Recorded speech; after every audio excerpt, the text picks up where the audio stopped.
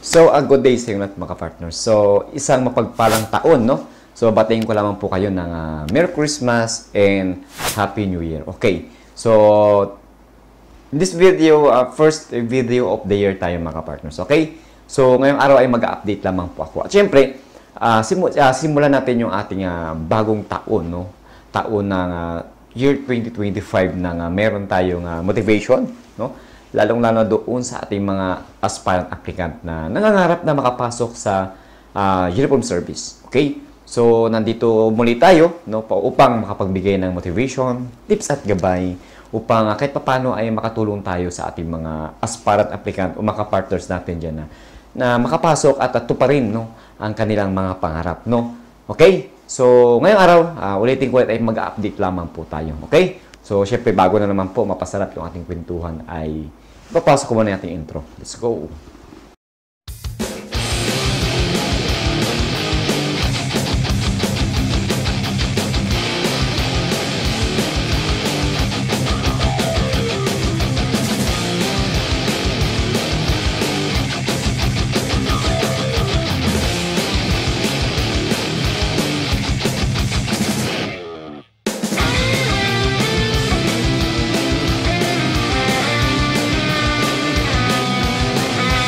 So yung mga partners, no, muli, Happy New Year sa ating lahat.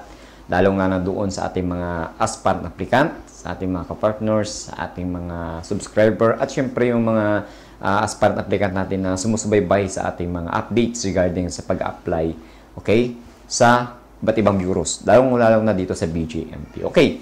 So ngayong araw mga partners ay mag-update lamang po ako, no, para sa kaalaman ng lahat, no, na ating mga aspirant applicant sa ating mga ka-partners dyan. Okay. So, ngayong taon ay still accepting pa rin po ang ating bureau, no? Lalong-lalo dito sa BGMP. At syempre, lalong-lalo na dito sa NCR, mga partners. Okay? So, patuloy pa rin po ang pagtanggap ng ating bureaus, okay? Sa mga aspirant applicant natin. Okay? So, sa other region ay still accepting pa rin po sila. Okay? Wala pa pong update kung kailan po magko-close ang recruitment. So, ngayong mga partners ay, okay, continuous at still accepting ang ating bureaus, okay, sa ating mga aspirant applicant na gustong pasukin ang pagiging isang BGMP officer. Okay? So, yes po, sa mga nagkakaproblema mga partners sa online, okay, at wala pa rin po ang kanilang pangalan sa nilabas na list for orientation, ay maaari po kayong personally, okay, mag-visit sa regional office kung saan man po kayong region mag-a-apply. Okay? Para sa personal ninyong inquiry. Mas maganda po kasi personal na po ninyong puntahan o mag-inquiry doon sa region kung saan kayong region mag-a-apply. Okay? So, hoping doon sa mga aspirant applicant natin na hindi napapasama ang kanilang name sa listing ng mag-orientation, okay, sila naman po ay nakapag-online, no? Ang aking may advice o ang aking tips at gabay po dyan ay puntahan na po ninyo personal. Okay, personal inquiry na po kayo sa regional office kung saan region po kayo mag-apply. Okay, at dalhin na po ninyo ang inyong application folder. Okay, para if in case na hinga na po agad kayo doon kapag kayo pumunta personal, okay, sa regional office, ay meron na po kayo agad maipo-provide na folder. Okay po mga ka-partners, sa mga nag-i-inquiry sa akin, sa mga nagtatanong sa akin, ha, yan lang po ang aking magiging tips at gabay sa inyo. Okay? Na puntahan na lang po ninyo dahil hindi ko naman po hawak ang BGMP recruitment system, no. So nandito lamang po ako upang gabayan kayo, bigyan kayo ng tips kung ano dapat ninyong gawin. Okay? So yun ang aking maipapayo sa inyo mga partners na puntahan na po ninyo personally. Okay? Ang regional office kung saang region po kayo mag-a-apply. Okay? And syempre, sa mga aspirant applicant natin na okay, updated po kayo, okay, sa mga Facebook page ng bawat region kung saan po kayong region mag-a-apply. Okay? So, para syempre, mas mabilis ang inyong information regarding sa updating ng inyong pag-a-apply. Okay? So, pwede po kayo mag-visit sa kanilang Facebook page, sa BGMP website, no? Type lang ninyo sa Google ay bgmp.gov.ph. Okay? So, andun naman po, Okay? And then sa mga Facebook page ng bawat region ay updated po sila nagpo-post. Okay? So inuulit ko ay still accepting pa rin po ng applicants ang ating bureau dito sa BGMP. Okay? Sa mga aspirant applicant natin dyan na talagang gustong-gustong pasukin ang BGMP, pagkakataon na po ninyo. Okay? Mag-online. Okay? Mag-update sa Facebook page. Okay? I-provide ang dapat i-provide na requirements na hinihingi ng bureau, mga kapartners. Okay? And then, sa mga aspirant applicant natin na nawawalan ng motivation, no? Nawawalan ng tiwala sa sarili, ay always think positive, mga kapartners. Huwag kayong magpapadala sa mga struggle. Okay? Pressure. Enjoy lang ninyo ang pag-a-apply, mga kapartners. Okay? At balang araw, no, sa inyong pagpupursigi sa pag-a-apply, no, triple effort na ginawa ninyo, okay? Hindi lang ito double effort, dapat triple effort, no? Sabi ko nga, sa mga nakaraang video ko, mga kapartners, ay yung maliit na opportunity, i-grab ninyo yun. Okay? I-grab ninyo yun. Huwag ninyong antayin. Dapat gumawa kayo ng paraan upang makita ninyo yung opportunity na yun. Okay? Lahat ng opportunity na nasa paligid ninyo, na nagpapakita sa inyo, i-grab na po ninyo yan. Dahil yung opportunity na yan yung makakatulong sa inyo, sa inyong journey sa pag-apply dito sa BGMP. Okay? At doon naman po sa may mga concern regarding sa kanilang mga physical, no?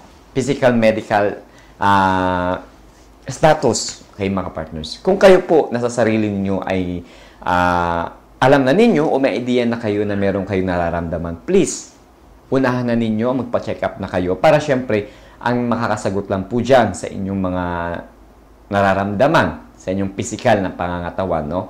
Ay ang mga, syempre, no, registered mga doctors natin. Okay? Sa mga physician po natin.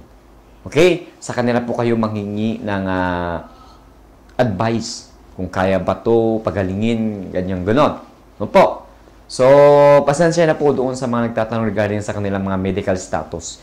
Dahil lagi ko sinasabi sa inyo, no? Kapag may nararamdaman na po kayo sa inyong mga sarili, sa inyong katawan, ay please, magpa-check up na kayo. Okay? Ang kailangan naman ng bureau kapag mga ganyan, no, is kailangan meron kayong medical certificate na nagsasabi na fit to undergo training po kayo or fit or fully healing na yung inyong mga sakit or mga nararamdaman sa inyong physical na katawan, mga partners. Okay?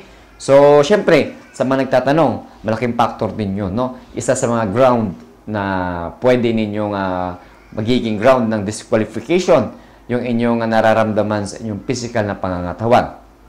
Okay? So, may nagtanong dito is, ano nga ba ang maaaring DQ or disqualification sa physical initial screening, no? May nagtanong sa akin na ganyan. So, ang mga maaaring grounds ng disqualification kapag nakitaan po sa initial medical screening ay, for example, kayo ay may fractured, may bali po kayo, no? At kunting galaw ay may nararamdaman kayong sakit. Isa po yung grounds na maaaring ipagamot na ninyo, no? At isang grounds yan para sa inyong disqualification. Hanggat hindi pa gumagaling yan, ay madi-DQ po kayo. Okay? At syempre, sa mga may mga bukol, no? Syempre, ang ating health unit, kapag may mga bukol at may nararamdaman kayo kapag pinisil nila, ay advice sa inyo ay magpa-check up kung ano yung bukol na yan. And then, magiging compliance ninyo yung medical certificate kung anong klaseng bukol yan. Para syempre, may idea ang health unit namin. Kung kayo ba ay minor lang yan, or kung major ano ba yan, symptoms, no? So, kailangan po yan. So, ang advice ko sa inyo kapag meron nga kayong nararamdaman sa katawan, unahan na po ninyo magpa-check up. Okay? Dahil tanging doctors lang ang pwedeng makapagsabi kung anong klaseng sakit yan. At, syempre, sila lang po ang makapagsasabi ng kung gagaling kayo. O, syempre, kaya na lang gamutin yan. Okay, mga partners? So, yung mga partners, no, salubungin natin itong taon na to. Umpisahan natin itong taon na ito na meron tayong motivation, no? At syempre sa mga aspirant applicant natin na mag-effort talaga. Mag-effort dahil hindi talaga madali ang pag-apply. Okay? So, in reality, dapat lahat ng opportunity i-grab natin. Kailangan hindi lang effort lang, kailangan triple effort with puso. Okay? So, yan ang magdadala sa atin, mga partners. At syempre, tiwala sa sarili, tiwala sa kakayahan. Be confident bilang isang aplikante, bilang isang tao kung anong merong kakayahan ka. Lagi ako sinasabi ang mga partners. Okay? So, sa mga lahat ng mga nag-a-apply, sa lahat ng aspirant applicant natin, sa mga partners natin dyan na aplikante, naway makamit ninyo ang inyong mga pangarap sa buhay. At nandito lang ang inyong kuyang kapartner na laging mag-update, okay, ng information, tips at gabay regarding sa pag-apply. Okay? So, update lang kayo, abang-abang lang kayo dito sa aking YouTube channel dahil bibigyan ko kayo ng mga update. Okay? Lalo-lalo na dito sa NCR po. Okay? Sa NCR po, ay still accepting pa rin po ng applicant, no, ang ating NCR BGMP. Okay? At galing ako nakaraan doon, no? Kapag nagkakaproblema po kayo sa online, nakausap po ang isang admin na pumunta na po kayo, puntahan na po yung personal, okay, sa regional office ng NCR. Okay, dyan sa Bahay Toro, Quezon City, dyan na po kayo. Magdala na po kayo ng inyong application folder para if in case na hingian po kayo agad doon para syempre doon na mismo ma-include ang inyong pangalan. Okay, for schedule na po ng kung dadaan po kayo sa NLEX, yan. Okay, sa entrance examination sa BGMP. Okay, at syempre, para ma-schedule na po kayo for kung mayroon man orientation. Okay, yan na ang magiging tips at gabay ko sa inyo. Napuntahan na po ninyo personal, no, ang regional office kung saan po kayong region mag-a-apply. Okay? Sa mga hindi ko nabanggit dito mga partners ay please, no, please feel free to comment below. Sasagutin ko naman agad-agad yan. Okay? So, ang tanging hiling ko lang ay panoorin po ninyo ng buo yung aking mga video para syempre iwas po tayo sa mga tanong na maaari namang nasa video na yung inyong katanungan, hindi nyo lang po napapanood ng buo. Okay? At hindi nyo lang iniintindi yung aking mga sinasabi. Okay? At syempre, doon sa ating mga bashers natin dyan, 2025 na, sige, mag-bash lang kayo. Okay lang yan. Okay? So, God bless sa inyong lahat. At hanggang dito na lang po muna ang ating video. Mag-update lang ako regarding sa year 2025. Okay? Sa recruitment for 2025. Okay? Still accepting pa rin ang ating mga bureau, no? Pagdating sa mga aspirant applicant natin. Okay? So, hanggang dito na lang po muna yung ating video. Lagi po kayong mag-ingat. Okay? At naway pinapanalangin ko na lahat ng aplikante, no, lahat na nagpupursiging makapasok sa bureau ito ay naway makuha ninyo, makabit ninyo ang inyong mga pinapangarap na maging isang uniformado in the future. Okay? So, tiis-tiis lang. Ganun talaga ang buhay mga partners na laging may mga problema dumarating. But, huwag kayong magpapatalo doon. Okay? Always think positive sa buhay. Okay? So, kung anong mga problema ang inyong naranasan nyo yun, ano man ang status ninyo sa buhay, in the future, kung meron kayong pagsisikap at ginagawa ninyo ng paraan at kumikilos kayo, in the future, makukuha ninyo, patutupad ninyo ang inyong pangarap sa buhay. Okay? So, mga partners, hanggang dito na lang po muna at maraming salamat sa ating mga solid ka-partner, solid subscriber natin dyan na tumututok pa rin sa ating mga video. Okay? And then, this coming 2025 ay dadagdagan natin yung ating content, no?